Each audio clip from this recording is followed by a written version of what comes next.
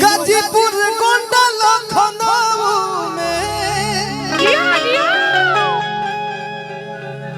पीछे पीछे हट कि गोरखपुर गया छपरा में आ गइलू गाजीपुर गोंडा लखनऊ में हर कोनो सवाब नहीं मिला मिला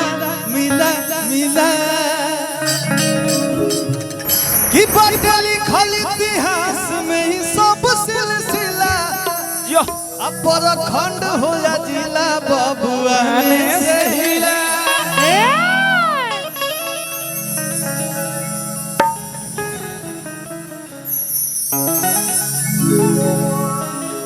कि बड़े मर्द के जबान ताहल नोट होई ढीला अपर खंड हो या जिला बबुआ ने हिला। ये अभी हाल में सूर्यवंशम फिल्म में गाना हमरे लिखल गाना रहल खज जातीयता हम करे नी ना बाकी दो लाइन गा के जरूर सुनाए कि गोरखपुर गया छपरा माऊ में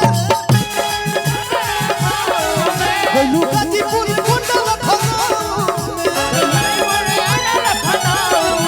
गोरखपुर गया छपरा माऊ में गइलू गाजीपुर गोंडा लखनऊ में आ कोनो सवाल नहीं मिला मिला मिला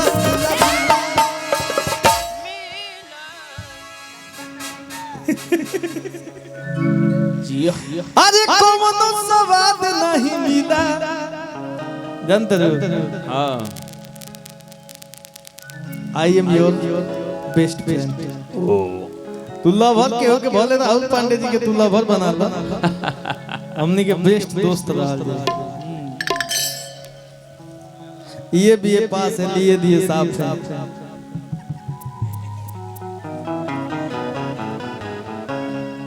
कि कोनो सवाद नहीं मिला मिला मिला मिला लिखल इतिहास में ही सब सिलसिला अपर खंड हो या ढीला बबुआ सहिला अपर खंड हो या ढीला बबुआ सहिला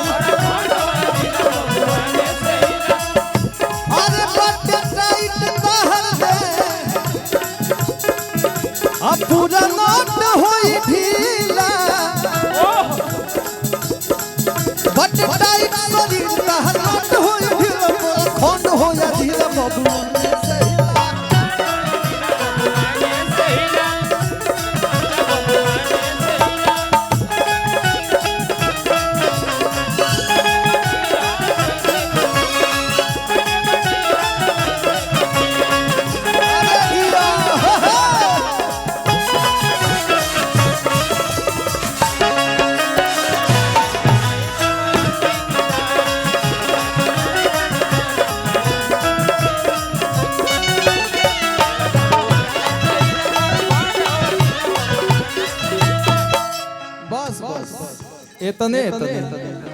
इतने इतने गान तो ढेर गाना मत बा बहुत बा